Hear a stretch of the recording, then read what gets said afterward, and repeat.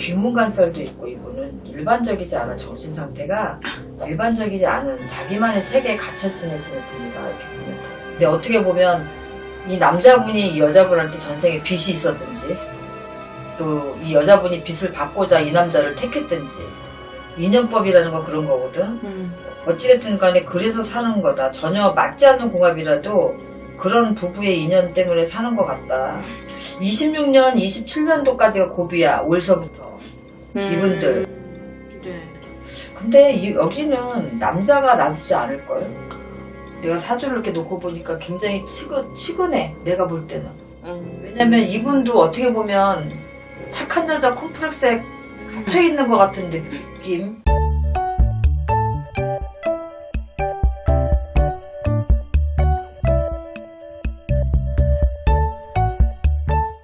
선생님 안녕하세요. 안녕하세요. 이번 시간 궁합 진행해 보겠습니다.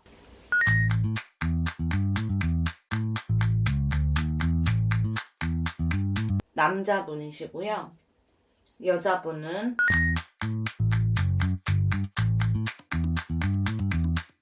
여자분이십니다. 두 분 다 성을 안 드리고 진행할게요. 특이한가 본데? 네.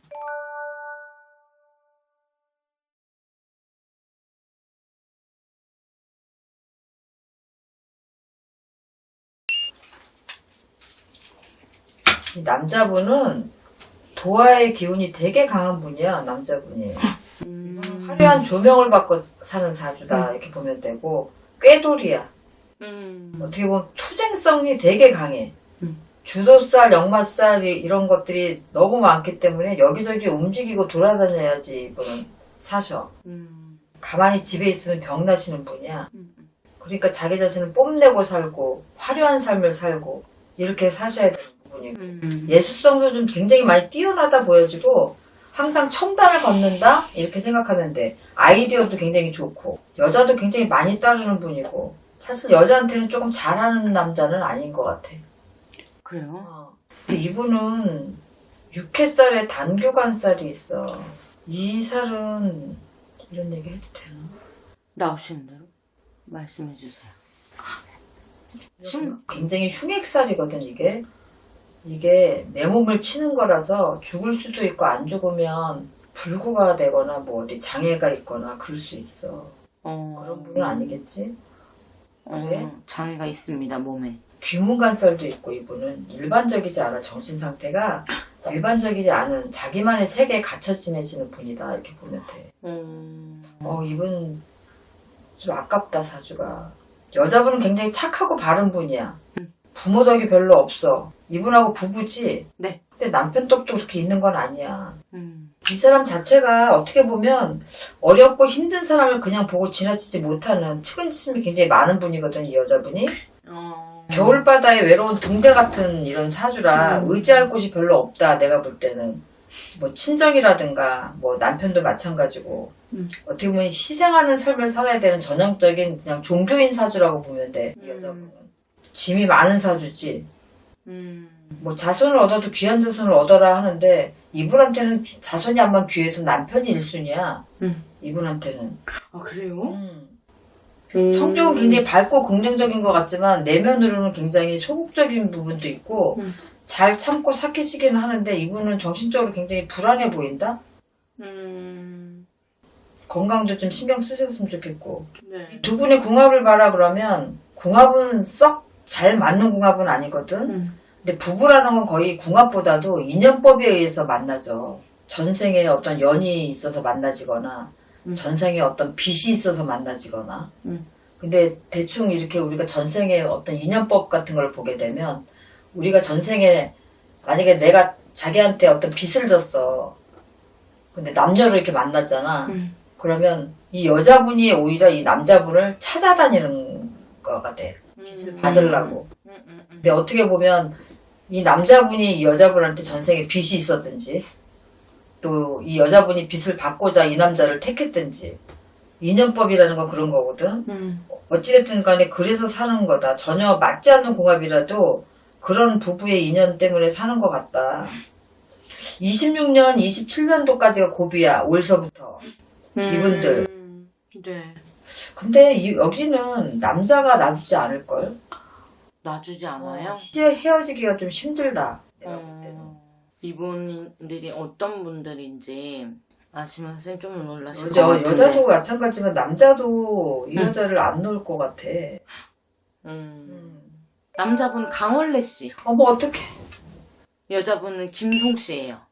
아, 강원래 씨구나. 요즘에 그 방송 출연을 하셔가지고 요새? 오은영 씨가 운영하는 그 상담소에 나오셨거든요. 잘 살지 않으셔? 어휴, 사연이 많으시더라고요. 두 분 사이에. 이렇게 궁합을 놓고 보면, 네. 어떻게 보면은, 이 김송 씨 같은 경우에는, 내가 사주를 이렇게 놓고 보니까 굉장히 치근해. 내가 볼 때는. 왜냐면 이분도 어떻게 보면, 착한 여자 콤플렉스에 갇혀있는 것 같은 느낌. 지금 김송 씨라고 얘기하니까. 근데 이분 자체가 성격이나 성향이 또 우리같이 종교인 사주니까 어쩔 수가 없어. 이분 태생이 그래. 근데 이분이 내가 왜 치근하냐 그러면 부모 덕도 없고 남편 덕도 없는데 그렇다고 해서 이분이 어디 의지할 곳이 없어. 그러면 가정이 충실한 거 내가 알기로는 연애할 때부터 김송 씨가 따라다녔던 걸로 내가 알고 있거든. 네. 근데 예전에도 강원래 씨가 그렇게 김송 씨한테 잘해주는 편은 아니었어. 내가 알기로는. 네. 근데 결혼해서 지금도 그런가? 과거에도 좀 많은 일들이 있었고. 여기 애기도 있잖아. 맞아요. 아들도 있고. 그 교육관으로도 좀 부딪히시는 편이라서 과연 이분들이 신점으로 봤을 때 내가 볼 때는 김송 씨가 많이 몇 가지 차 있을 걸로 보여. 근데 이분이 그거를 박차고 어떻게 할 수 있는 분이 아니야. 이분 자체가. 네. 병들까봐 걱정인 거야. 정신적으로든 마음적으로든 병이 들까봐. 이런 상황이면 아이는 편안하겠어. 아이도 불편하다고. 그쵸. 그 참 쉽지 않구나 이런 생각이 좀 들더라고요. 그리고 어떻게 보면 김송 씨가 경제적인 주권이 없잖아. 돈을 벌거나 지금 뭘 해서 이렇게 하거나 하지 못하니까 독립을 할래도 이게 아마 힘드실 걸. 그러니까 선생님은 그냥 쉽지 않다. 헤어지는 것도 사이도 좋지 않지만. 그리고 또 이런 분이 강원래 씨를 끝까지 책임지고 지금까지 오셨는데 더군다나 자식이 있는데 더 헤어지질 않지. 그리고 이 상태면은 지금 남자분한테서는 자식이 최고인 거고 여자분은 자식도 있지만 남자가 1순위라고 내가 아까도 얘기했잖아. 그렇다면은 이분이 어떻게든지 참고 살지 뛰쳐나올까? 못 나올 것 같아. 그러면 이 여자분의 마음이 어떨까라는 생각이 드는 거지. 네. 요즘에 최근에 방송에서 봐서 뭐 궁합을 선생님 한번 여쭤봤습니다. 많이 그러시대? 좋지 않아 보였어요. 많이 힘들어 보이시더라고요. 27년도까지 올해부터 27년도 고비수는 있어. 그 고비수 잘 넘기셨으면 좋겠고. 아니 서로 어떤 부분에 있어서 안 맞는 부분이 있거나 그러면 근데 원체 강원래 씨가 강하고 김송 씨는 약하단 말이야. 그게 문제인 거지. 네. 알겠습니다, 선생님. 오늘도 감사합니다. 네, 수고하셨습니다.